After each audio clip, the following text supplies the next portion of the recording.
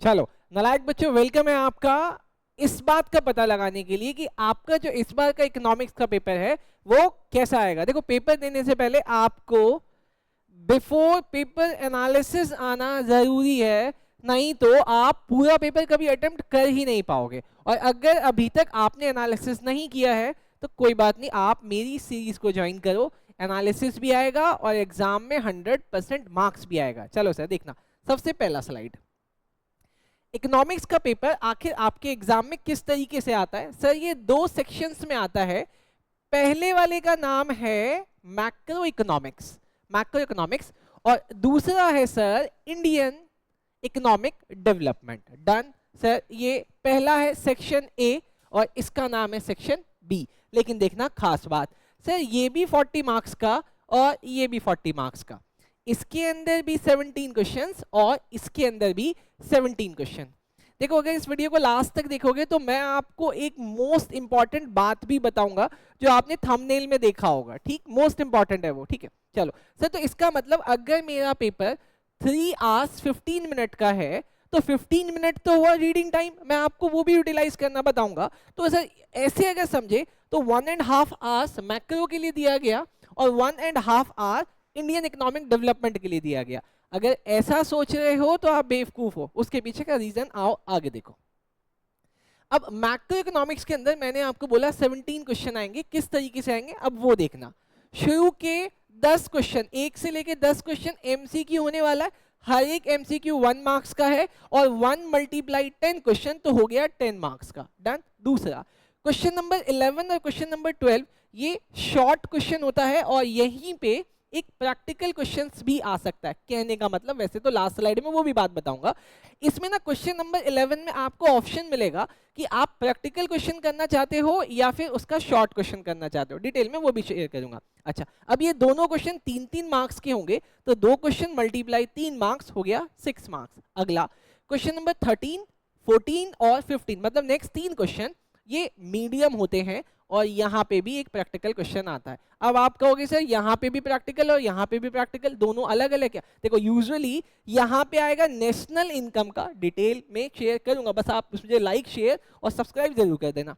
यहाँ पे आएगा नेशनल इनकम का, यहाँ पे जो आपका एम्प्लॉयमेंट इनकम डिटर्मिनेशन का चैप्टर है ना, उसका क्वेश्चन आता है। ठीक, चलो सर, तो ये भी हो गया। अब लास्ट 2 क्वेश्चन आए 16 और 17, ये हकीकत में लॉन्ग क्वेश्चन है और यहाँ पे केस स्टडीज आती है। ठीक, प्रैक्टिकल नहीं है, केस स्टडीज बेस्ड होता है जिसमें एक बहुत बड़ा केस होगा जो आपको पढ़ के डिकोड करना पड़ेगा। अच्छा, ये क्वेश्चन है 6-6 मार्क्स के, तो ये हो गया 2 क्वेश्चन मल्टीप्लाई 6 मार्क्स हो गया 12। अब जरा आप टोटल लगाओ, 10 + 6 + 12 + 12 हो गया 40 मार्क्स। तो मैक्रो इकोनॉमिक्स 17 क्वेश्चंस 40 मार्क्स के हो गए। ठीक, अब अगला देखो, अगला है सर इंडियन इकोनॉमिक डेवलपमेंट। मैंने शुरुआत में बोला था कि आप बेवकूफ हो अगर ऐसा सोचते हो कि दोनों के लिए 1.5 घंटा है। क्यों? क्योंकि कंपैरेटिवली देखा जाए तो यहाँ कोई प्रैक्टिकल क्वेश्चन नहीं होता, तो इसीलिए ये थोड़ा सा आपको मैक्रो इकोनॉमिक्स के कंपैरिजन में कम टाइम लेगा। जैसे कि क्वेश्चन नंबर 18 से लेके क्वेश्चन नंबर 27, मतलब जहां पे आपका सेक्शन ए खत्म होगा ठीक उसी के बाद सेक्शन बी शुरू हो जाएगा। क्वेश्चन 18 से लेके 27 टोटल हो गए 10 क्वेश्चन, एमसीक्यू 1 मार्क्स का 10 मार्क्स हो गया। ठीक, समझ में आ चुका है आपको। अगला क्वेश्चन नंबर 28, 29 शॉर्ट क्वेश्चन, कोई प्रैक्टिकल नहीं, शॉर्ट क्वेश्चन आएगा, डायरेक्ट क्वेश्चन होगा, 3 मार्क्स का हो गया। 2 क्वेश्चन मल्टीप्लाई 3 हो गया 6 मार्क्स का। उसके बाद क्वेश्चन नंबर 30, 31 और 32 ये मीडियम है, प्लस यहाँ पे पिक्चर आता है। वहाँ पे प्रैक्टिकल था मैक्रो में, यहाँ पे पिक्चर बेस हो सकता है या फिर आपको वो डेटा देगा और कहेगा डेटा को एनालिसिस करो। मैं आपको डेटा एनालिसिस का क्वेश्चन लिखना सिखा चुका हूँ, नहीं अगर आपने क्लास ज्वाइन की थी मेरी तो कोई बात नहीं, वीडियो आएगी, सब्सक्राइब जरूर कर लेना। ये 4 मार्क्स का आने वाला है, 3 क्वेश्चन मल्टीप्लाई 4 हो गया 12। अच्छा, इसके बाद लास्ट के 2 क्वेश्चन 33 और 34 ये लॉन्ग है, यहाँ पे भी केस बेस्ड स्टडी है और डेटा का क्वेश्चन होता है। डेटा का क्वेश्चन आसान होता है, फिर से बोलना, एनालिसिस करना डेटा को देख के बहुत आसान है। तो ये 6 नंबर का हो गया 12, तो ये भी हो गया 40। बट कंपैरेटिवली देखा जाए, मैं आपको लास्ट में बताने वाला, जो टॉपर्स की कॉपियां हैं उनको आप देखोगे तो बच्चों ने बहुत ज्यादा टाइम मैक्रो को दिया है और उससे कंपैरेटिवली थोड़ा सा कम इंडियन इकोनॉमिक को दिया गया। ठीक है, लेकिन आपको बने रहना है अभी वीडियो में। अब देखो सर, जो शॉर्ट क्वेश्चन होता है ना, क्वेश्चन पेपर आपसे डिमांड करता है कि 3 मार्क्स के क्वेश्चन के लिए जो शॉर्ट है आप 60 से 80 वर्ड्स लिखोगे, लेकिन आप वहां पे वर्ड थोड़ी ना काउंट करोगे। तो आपके लिए दिक्कत खत्म कर देता हूं, आपको वहां पे 6 लाइनें लिखनी है। ठीक, ये लेकिन मिनिमम साइड है कि एटलीस्ट 6 लाइनें तो आप लिखोगे, 6 लाइनें, चाहे आप कितना भी कोशिश कर लो, एटलीस्ट 8 से 9 10 वर्ड आते ही हैं। ठीक, अच्छा, लेकिन अगर मीडियम क्वेश्चन है जो 4 मार्क्स का है उसमें 80 वर्ड से 100 वर्ड तक लिखना है, लेकिन आप इसको भूल जाओ, आपको 8 लाइनें लिखनी है। ऐसे ही जो लॉन्ग क्वेश्चन होगा उसमें 100 से 150 वर्ड्स होने चाहिए, 6 मार्क्स का, आपको बस वहाँ पे 12 लाइनें लिखनी है, ऐसे ध्यान रखना, ठीक है। अब सही है, आपने कैसे डिकोड किया भाई, 3 मार्क्स के लिए 6 लाइन, 4 मार्क्स के लिए 8 लाइन और 6 मार्क्स के लिए 12 लाइन, बच्चों ने ऐसा लिखा हुआ है जिनको 100 मार्क्स मिले हुए हैं। लेकिन सर अगर कोई प्रैक्टिकल क्वेश्चन है तो बेटा प्रैक्टिकल क्वेश्चन को सॉल्व करने के लिए आपको ये स्टेप्स फॉलो करने। स्टेप्स क्या है?